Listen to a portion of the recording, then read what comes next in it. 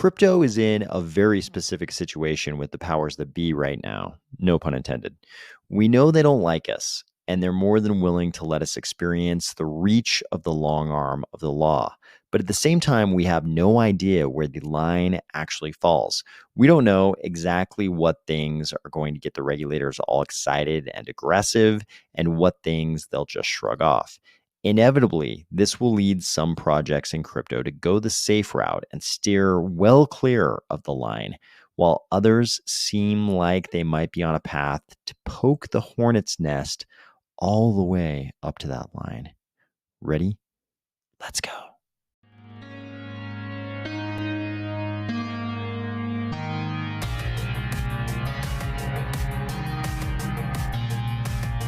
Today, we're going to discuss Coinbase's interesting new asset listing, a US congressman coming out strongly against the US CBDC, a great month for a Cardano DeFi project, and CZ actually getting pissed about the obvious media campaign against him and Binance. If you can't decide if the girth of these bees or the guy's weird non-poking hand position is more distressing, or if you're finding value in these videos each weekday, please consider delegating to the army of Spies stake pool, ticker AOS. It seems like projects in the crypto space during what feels a lot like a crypto crackdown would have a few choices to make. They could choose to stay low profile, try not to do anything that would incur the wrath of the regulators, especially the SEC. Try not to launch anything new that might raise the hackles of those federal regulators. Or they could just keep poking the hornet's nest. They could just keep poking the hornet's nest all the way up to the line, all the way up until the point where they've accomplished discovery of the sort of edge of the envelope, right up to the point when they know, okay, that was definitely too far. It could just be the timing of these announcements, but it seems like Coinbase is definitely opting for that latter path. First, we saw them launch this layer 2 solution that's completely centralized. You'd think if you're already a centralized crypto exchange and you're already the only significant company registered with the SEC, which means you're actually under greater scrutiny from the SEC, you'd think you wouldn't launch centralized projects. You'd think you'd stick to, the things you're doing that don't take you into new regulatory territory that the SEC could capitalize on. And if the SEC seems to be cracking down on other stablecoins like BUSD that you just had to delist, you'd think you wouldn't turn around and launch a brand new stablecoin within like a week of that. But that's what Coinbase has done here. This post says Eurocoin, which is symbol EUROC, is now live on Coinbase.com and in the Coinbase iOS and Android apps. Coinbase customers can log in to buy, sell, convert, send, receive, or store these assets. I mean, I think we can say that a company as big as Coinbase probably has a lot of plans. They're probably making a lot of plans throughout 2022 that are just going to be coming to fruition in 2023. So you can forgive them for just sort of executing on the things that they've been preparing for, probably for a long time. But it does seem like they're just going to keep sort of launching things and expanding. I mean, they're doing what we say projects should do during crypto winter, and that's build, use crypto winter to build. I mean, it seems like Coinbase is definitely doing that. They're definitely expanding their offerings, launching all kinds of new stuff. But I wonder if they're going to get to the point where the SEC turns around and says, okay, that's the line. You found the line. Here you go. It looks like Coinbase might not be the only one who's willing to poke or kick the hornet's nest. So one of the things that's going on right now, I think we can all see that in the next election cycle, one of the things the Biden administration will face will be a lot of accusations. There will be a certain narrative thrown in the face of the Biden administration as it seeks re-election from the opposing party, and that narrative will revolve around authoritarianism. And they'll talk about things like the Twitter files, all the journalism that's been going on from Matt Taibbi and other journalists exposing some of the things that Elon Musk and company were able to dig up inside Twitter from the internals of Twitter. And that'll all be labeled as authoritarian curtailment of speech.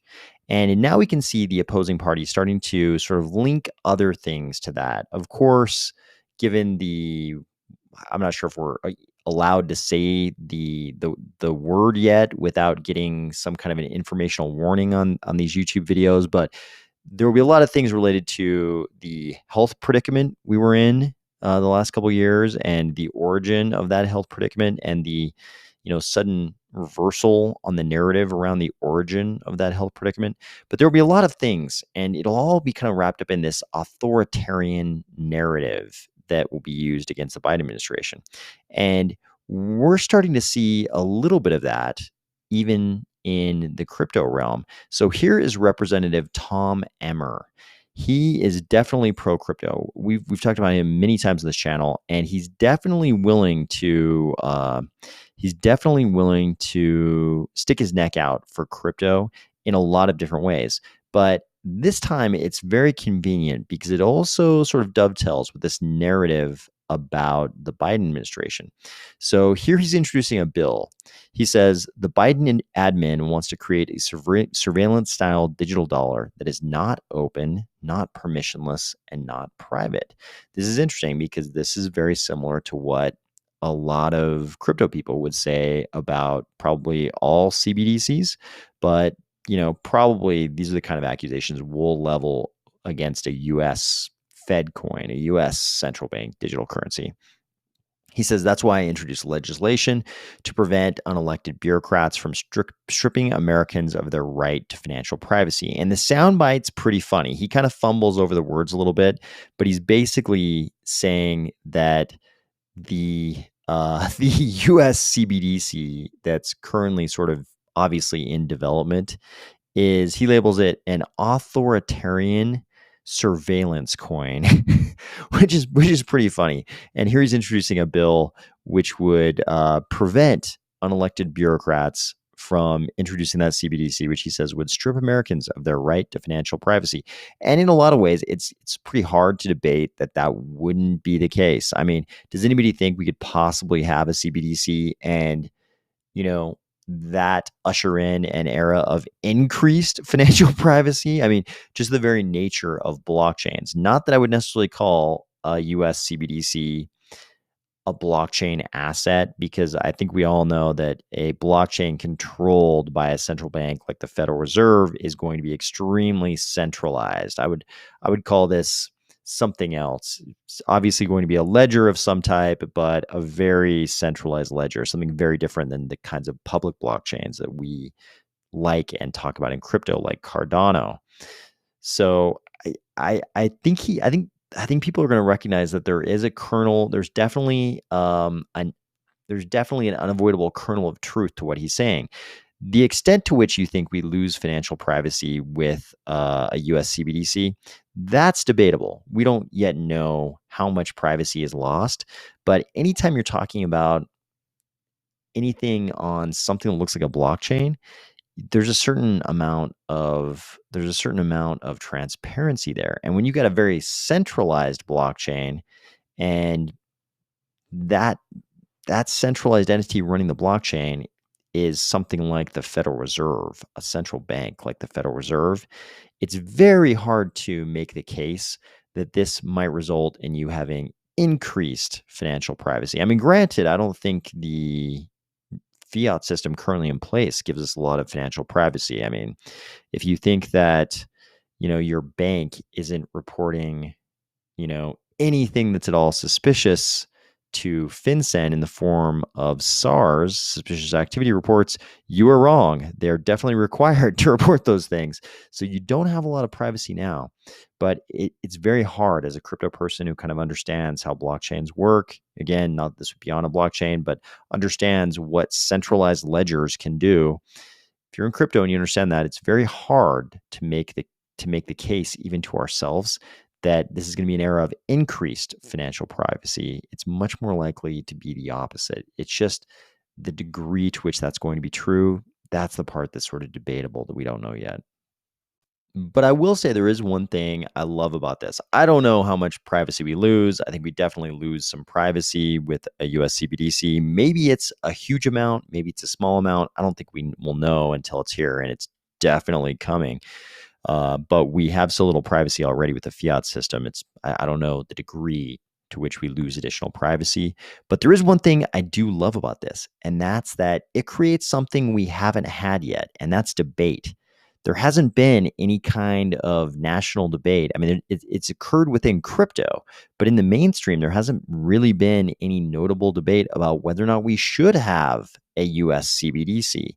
And introducing a bill like this creates some amount of momentum for a debate like that. Because I think this is, if you're in crypto, you understand what a big shift this would be for the US to have, or any developed nation to have a CBDC. And there are some trade-offs here, and we really haven't had an open public debate about this. We've just sort of had the Federal Reserve doing their thing, apparently up in Boston, I think with the MIT blockchain lab, the Boston Fed up there, kind of doing their thing, developing this CBDC sort of, not really, I don't want to be so pejorative to say they were developing it in the shadows, but I think certainly if you ask the average American, about a potential CBDC, they don't know anything about it. There has not been any kind of open public debate about this. So I hope that this kind of thing, introducing this bill, regardless of whatever chances it has of gaining any traction whatsoever, I hope it's the beginning of a little momentum towards an open public debate on this. Speaking of debate, here's a thread from CZ that's pretty uncharacteristic of him. Not in a bad way, though. No, I don't think it's uncharacteristic in a bad way. But one of the things I've always admired about CZ's sort of public persona, his social media Twitter persona, is that he doesn't seem to get too emotional. I mean, he's had a lot of roadblocks thrown in the way of Binance. And he doesn't seem to get too publicly distraught or emotional about it, which I admire. I admire the dose of stoicism in that. But this is one of those threads where he's obviously pissed about the way he and Binance are being depicted in the media. And he's debating whether or not this is fair. He says, I am reluctantly spending time on FUD again.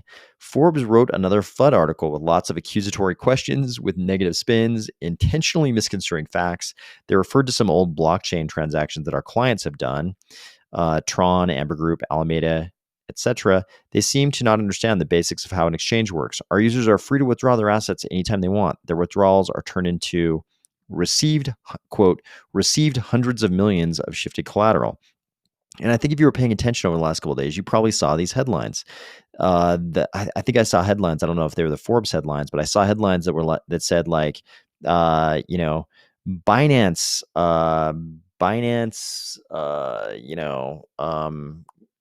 asset shifting, reminiscent of FTX or something like that. And that's pretty different than them referring to old transactions of customers and saying that, deposits and withdrawals are, the shifting of collateral that's somehow attributable to Binance. Sure, it's happening within Binance's exchange, but if it's clients, just withdrawing money they've deposited, that's, less a reflection on Binance than some of those headlines would suggest.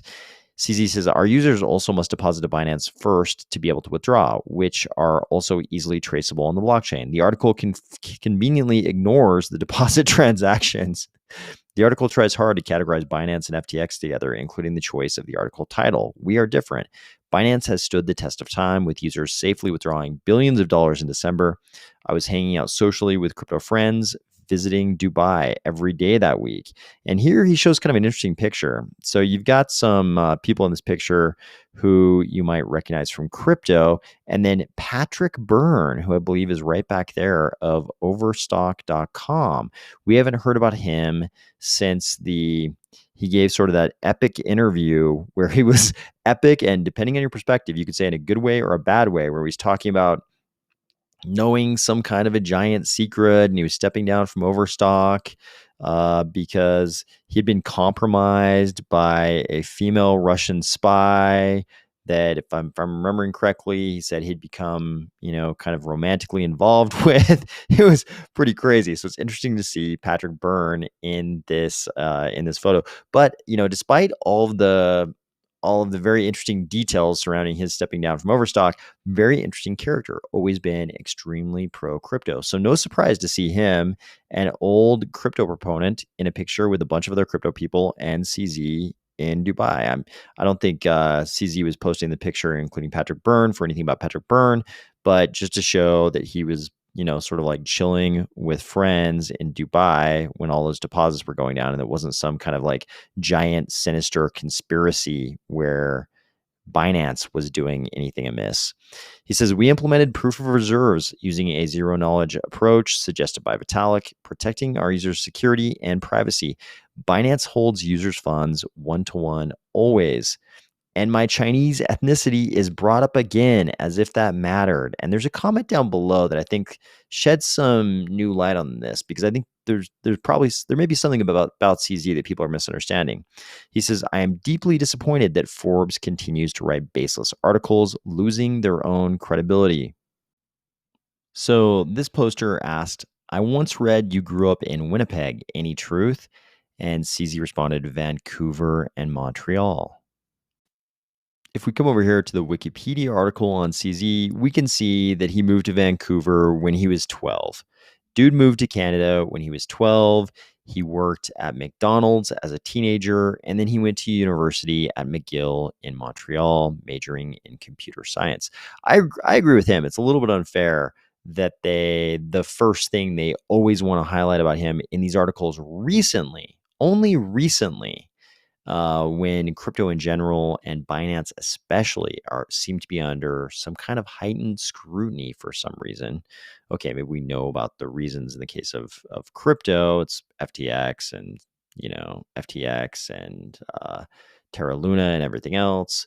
But in the case of Binance, it's a little bit less clear. We just know there seems to be this media agenda to paint Binance and CZ in a negative light.